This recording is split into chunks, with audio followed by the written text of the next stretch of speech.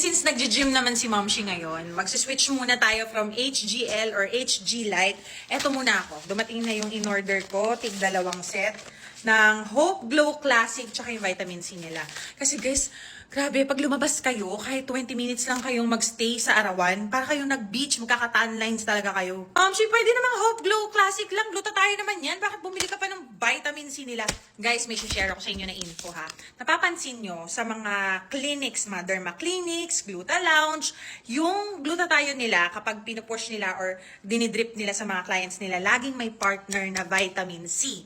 Kasi ang vitamin C, guys, nakakatulong siya na i-push sa maximum potential niya yung glutathione. Kaya usually talaga pinipair sila. Lalo na ngayon, guys, sobrang init ng araw. Kailangan talaga natin ng mga ganitong supplements kung ayaw mong madamage yung skin mo. Basahin ko sa inyo, guys, itong Hope C Plus nila ha. Sodium ascorbate siya na may Japan collagen and zinc. Tapos ipapartner ko dito sa Hope Glow Classic. So ito ang combo ni Momshi ngayong summer na sobrang init. Always remember, don't forget to take care of your skin.